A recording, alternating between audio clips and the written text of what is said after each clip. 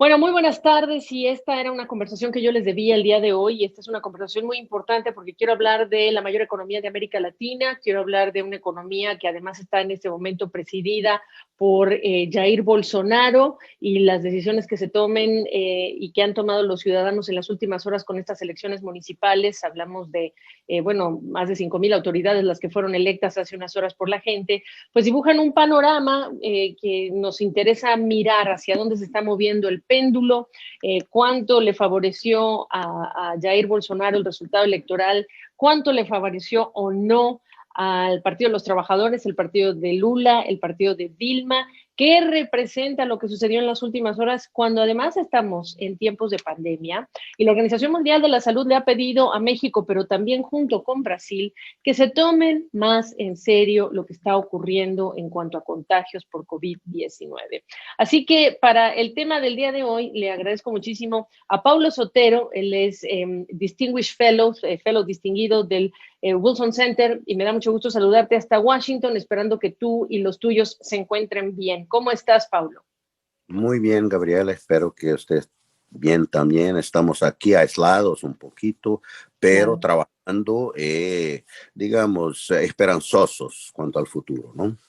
¿Hacia dónde se movió, digamos que el péndulo en Brasil? ¿Se puede hablar de un solo lado? ¿Se puede hablar de distintos lados? Creo, Gabriela, que se puede hablar que el péndulo se volvió al centro. Está aquí ahora.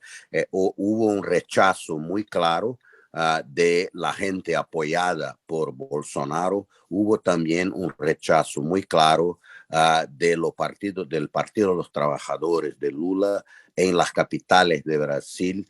No tiene más ningún alcalde. Perdieron todos los que tenían. La fuerza más importante que ha emergido en São Paulo es una fuerza más tradicional, de los partidos más tradicionales, en este caso Bruno Covas, que es nieto de un gran político, Mario Covas, aliadísimo a Fernando Henrique Cardoso, que cumple 90 años el próximo año, pero tenemos en Bruno Covas, digamos, un político centrista que representa una tradición más racional, más del temperamento brasileño, ¿no? Y que hay, como le dijo, un rechazo de la izquierda, un rechazo de la derecha. Ahora, ¿cómo vamos a hacer a partir de ahí para construir un camino centrista que nos lleve a las elecciones presidenciales de el año 22 con candidatos viables? Esto es una cuestión que se va a responder, se va a contestar en los próximos meses, en los próximos 2 años. ¿Qué significa el mensaje del resultado electoral sobre los brasileños entendiendo el hartazgo de lo que sucedió en la izquierda con Lula, Dilma y lo que ya ha dejado como en el camino Jair Bolsonaro como presidente del Brasil? ¿Qué significa? ¿Qué describe? ¿Cómo describes al ciudadano brasileño? El ciudadano brasileño está todavía perplejo. Vivimos una época de razonable prosperidad bajo un liderazgo que parecía bastante creativo, bastante inteligente, que era el liderazgo de Lula. Esto se acabó en el más gran escándalo de corrupción de la historia de la corrupción, que dejó a la gente muy desanimada, muy desmotivada, pero abrió el espacio para estas aventuras de extrema derecha. No tengan dudas sobre Jair Bolsonaro, es de extrema derecha, populista, en un poco en el modelo de Trump, pero es básicamente un tipo que no tiene mucho talento personal como político. Fue militar, pero no pasó de capitán porque no tenía competencia para ser más que capitán, ¿no? Pasó después 27 años en el Congreso, como diputado de Río de Janeiro. No ha presentado un proyecto de ley.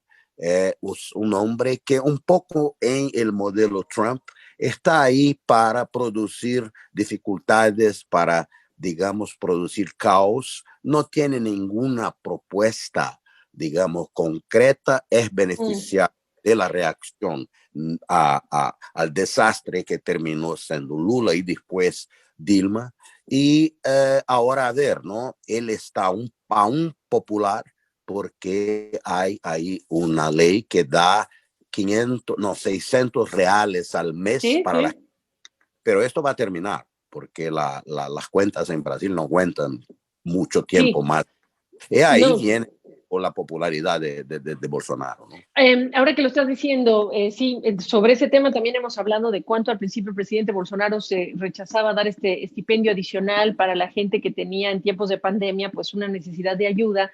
El presidente Bolsonaro se opuso y cuando descubrió que le beneficiaba en las encuestas y vimos la subida en las encuestas, entonces dijo, no me disgusta tanto y sobre todo porque venía a las puertas de estas elecciones municipales. Pero justo que ya mencionas el caso de Trump, preguntarte, los hijos de Jair Bolsonaro también están activos en la vida política del país. Ahora que se va a ir Trump el 20 de enero, todos nos preguntamos qué significará Donald Trump siendo oposición y la cantidad de personas que votó por Donald Trump, porque no se olvide usted que hay una cantidad muy importante de personas que han votado por Trump, aun cuando haya ganado Joe Biden. Pero en el caso de Brasil, tienes a una familia también ya inmersa en el mundo de la política. ¿Qué representa eso después de lo que sucedió en las municipales? Gabriela, no sabemos todavía, van a intentar imitar a Trump, que es lo único que saben hacer. Por ejemplo, el presidente de Brasil dijo hace 2 días que no reconoció todavía la elección de Biden porque hay muchos problemas de corrupción política en Estados Unidos, entonces va a cuidarse, etcétera, cuando su propia familia ya está acusada de actos de corrupción. Creo que es un momento caótico en la política brasileña. Este Mm, señor Bolsonaro tende a perder los apoyos que tiene y de ahí vamos a, digamos, tener que esperar y ver cómo el proceso político va a seguir, Gabriela, en democracia. No va a haber golpes en Brasil, va a ser muy sufrido, va a ser muy difícil. Ahora, hay que las fuerzas de centro tienen que producir sus líderes, porque claro, esta es la manera como Brasil puede salir de esto y claro. ahora, a ver, enfrentando dos cosas que es en relación a Estados Unidos, que son los dos temas absolutamente esenciales. Una es la pandemia. Brasil es el segundo más grande, digamos, el segundo más grande necroterio de COVID del mundo después de Estados Unidos. Y después tenemos la cuestión de clima, ahora con un perfil muy fuerte en Washington, lo que es bueno, y hay fuerzas en Brasil, no están en el gobierno, pero están en la sociedad, en las empresas, en la academia, en el tercer sector, que se articulan para establecer un diálogo con la nueva administración y con la sociedad americana para enfrentar la cuestión del clima, que es una cuestión obviamente de sobrevivencia. Por supuesto, y con todos los incendios en el Amazonas y todas las reacciones internacionales, desde Francia hasta todos menos Estados Unidos, por cierto, en esa crisis, es lo que vamos a ver que se pone interesante para la administración de Bolsonaro, en qué momento abre la puerta a la administración Biden y qué le dice Joe Biden, que por cierto quiere regresar al Acuerdo de París sobre cambio climático a Estados Unidos. Preguntarte entonces, ¿qué va a pasar con el Partido de los Trabajadores? ¿Qué va a pasar con ese liderazgo que nunca se llegó digamos que, a surgir después de que se fue Lula, que está en la cárcel, y Dilma, que, bueno, quedó borrada? Uh, Gabriel, aquí lo que va a pasar es que creo que el presidente Lula tendrá que abrir espacio para que nuevos líderes que hay Sí, mucha gente buena en el PT, hay mucha gente buena en otros partidos, pero ahí hay la gente más de mi generación, digamos, los más veteranos, que ocupan cargos y no permiten que la gente joven ay, aparezca lidera esta elección de São Paulo, por ejemplo, en algunos otros estados. Sí, buena noticia, los candidatos eran más jóvenes sí, y es de ahí, del proceso político que, digamos, saldrán los líderes, ¿no? Hay que tener paciencia, trabajar bastante, bastante y contar, digamos, con la sabiduría de gentes como los veteranos, ¿no? El Lula, el Cardoso y los otros, para que permitan, convenzan a la gente que tenemos que renovar los liderazgos en Brasil, que es un proceso ya que está en curso, pero hay que acelerar porque tenemos la gente, sabemos cuáles son los problemas, pero hay que empezar a realmente tomar decisiones. La cosa buena que va a pasar ahora es que en relación a Estados Unidos, la conexión, el diálogo no va a ser tanto de gobierno a gobierno, pero hay gentes movilizadas para promover un debate más fundamental, que es el debate de las sociedades civiles de los dos países que saben cuáles son las prioridades, qué son las organizaciones empresariales, las organizaciones ambientales, académicas, etcétera. De ahí se puede sí construir, digamos, en democracia, un diálogo que sea más que estas cosas diplomáticas que no dan en nada, que sean efectivamente una relación productiva de resultados. En esto vamos.